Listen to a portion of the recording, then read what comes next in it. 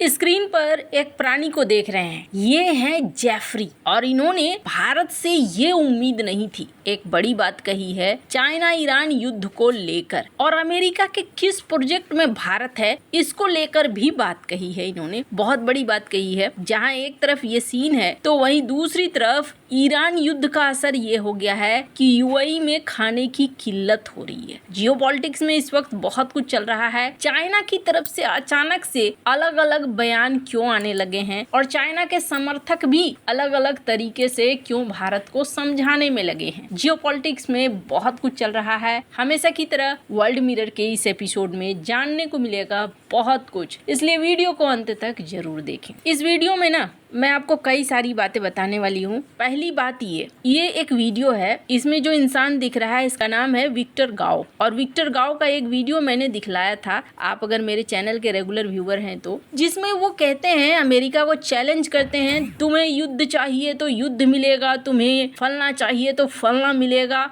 ये उस समय चेतावनी देते हैं अमेरिका कि तुम हमें दबाने की कोशिश मत करो, अगर युद्ध करोगे तो तुम हार जाओगे, हम भी युद्ध करेंगे। लेकिन आज जब इनसे सवाल किया जाता है तो ये क्या बोल रहे हैं देखिए, और इनका टोन क्या है वो भी सुनिए। Well, first of all, as far as the Middle East is concerned, it is completely unacceptable for one country, that is Israel, to have developed the nuclear weapons and sometimes to declare their intention to use nuclear weapons, and at the same time to deny another country, which is Iran, a sovereign country with its own independence, from developing nuclear weapons. Now, Iran has repeatedly reaffirmed that it has no intention to develop nuclear weapons, but it has the right to use nuclear power for peaceful purposes. So I think this whole issue needs to be brought to a negotiation table, and there was an international agreement covering the peaceful use of nuclear power by Iran, but the United States chose to walk out of that agreement, which eventually led to the war and configuration we are faced with as we speak. So I think it is time for the United States to really do what a major power. अब ये शांति की बात कर रहे हैं, गलत सही की बात कर रहे हैं। ईरान तो आपका दोस्त था, फिर आप लड़ने के लिए क्यों नहीं गए? यहाँ पर आपको एक अलग नजरिया देखने को इस इंसान का मिलेगा। विक्टर गाओ बहुत बार बहुत आक्रामक तरीके से अपना बयान देते रहे हैं। विक्टर गाओ ने एक बार यहाँ तक कह दिया था भारत के प्रतिनिधि को सीधे सीधे कि आप अगर हमारे मित्र नहीं बनिएगा तो कभी भी यूएनएससी के परमानेंट मेंबर आप नहीं बन सकिएगा। इसलिए नहीं बन सकिएगा क्योंकि आप हमारे मित्र नहीं हैं, तो हम अपने दुश्मनों को जगह नहीं देंगे। ये साफ साफ इन्होंने कहा था। अब ऐसे हालात के बीच में एक ट्वीट डोनाल्ड ट्रंप का भी देखिए जो बड़ा ही अलग है। ये कहते हैं यूके को कि आप हमारे महान दोस्त रहे हो, सबसे महान रहे हो, लेकिन फाइनली आपने गंभीरता से सोचा और मिडिल ईस्ट के लिए अपने 2 एयरक्राफ्ट कैरियर भेजे। ठीक है प्राइम मिनिस्टर स्टारमर, लेकिन अब हमें उनकी जरूरत नहीं है, पर हम याद रखेंगे उन लोगों को जो जरूरत के वक्त नहीं आए ज्वाइन करने के लिए इस युद्ध को, लेकिन तब आए जब हम इस युद्ध को ऑलरेडी जीत रहे थे या जीत चुके थे। यूके से मदद मांगी थी यूएस ने और यूके ने ना कर दिया था। अमेरिका के कई सहयोगियों ने ना कह दिया था और इसी पर जवाब दिया है डोनाल्ड ट्रंप ने। ये परिस्थिति जो ईरान और अमेरिका के युद्ध की है, अभी ये भयावह स्थिति में पहुंचती जा रही है। यूएई में इसका असर भी दिखना शुरू हुआ है। यूएई के प्रेसिडेंट शेख मोहम्मद बिन जायद अल नहयान, उन्होंने साफ साफ कहा कि हम युद्ध के समय में हैं और जो लोग यहाँ रह रहे हैं वो हमारे गेस्ट हैं और हम आसान नहीं है, मोटी चमड़ी है हमारे ऊपर आसानी से कब्जा कर लेना ये आसान नहीं होगा। इन्होंने ईरान को लेकर चेतावनी दी है। अभी सीन यूएई के साथ ऐसा हो गया है कि फूड वगैरह के स्टोरेज थोड़े दिक्कत में पड़ रहे हैं। लुलु ग्रुप, सिद्धांत सिबल एक बड़े पत्रकार हैं, इन्होंने इसे ट्वीट किया है। लुलु ग्रुप के द्वारा बहुत जरूरी खाने पीने की चीजें यूएई तक पहुंचाई भी जा रही है। ऐसी परिस्थितियों के बीच में दुनिया इस बात को बहुत अच्छे से जानती है कि भारत तेजी से बढ़ रहा है, और यहाँ तक कि ईरान के जो प्रतिनिधि हैं भारत में ना, एक ट्वीट देखिए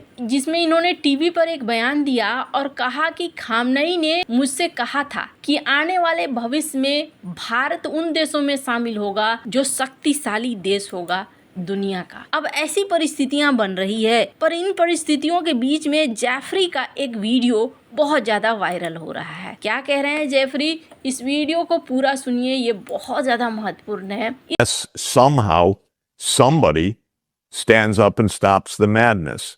The ones that are most likely to do it in the end are China and Russia, because they are mature, aware, and not really so happy about this U.S. hegemonic project.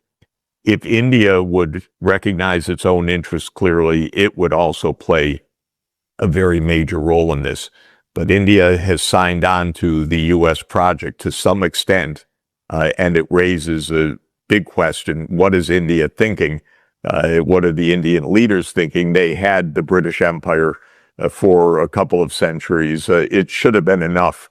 They should have good instincts to know don't follow the U.S. empire in this kind of madness. इस video में Jeffrey एक interview में ये कहते हैं कि हाँ, किसी न किसी को खड़ा होकर इस पागलपन को रोकना होगा। अंत में ऐसा करने की सबसे अधिक संभावना चीन और रूस की है, क्योंकि वो परिपक्व हैं, जागरूक हैं और अमेरिकी वर्चस्व वाले इस प्रोजेक्ट से खुश नहीं हैं। यदि भारत को अपने हितों को स्पष्ट रूप से पहचानता है तो इसमें भारत बहुत बड़ी भूमिका निभा सकता था, लेकिन भारत ने अमेरिकी प्रोजेक्ट में कुछ हद तक शामिल हो लिया, और वो इससे बड़ा सवाल उठता है कि भारत क्या सोच रहा है, भारतीय नेता क्या सोच रहे हैं। उनके पास ब्रिटिश साम्राज्य के 2 शताब्दियों का अनुभव है, वो पर्याप्त होना चाहिए। उन्हें अच्छी समझ होनी चाहिए कि अमेरिकी साम्राज्य का अनुसरण न करे। अब इसका मतलब क्या है, साधारण भाषा में मतलब समझिए। जेफरी कह रहे हैं कि पश्चिम एशिया में संघर्ष हो रहा है और अमेरिका अपनी पॉलिसी को बढ़ा रहा है। भारत जो ऐतिहासिक तौर पर नॉन अलाइंड रहा है, अब अमेरिका के साथ निकटता दिखा रहा है। जैसे क्वाड गठबंधन में इजराइल के साथ संबंधों में वृद्धि दिख रही है। वे भारत को चेतावनी दे रहे हैं कि ब्रिटिश उपनिवेशवाद का इतिहास होने के बाद भारत एक नए साम्राज्य यानी अमेरिका का हिस्सा न बने। ये टिप्पणी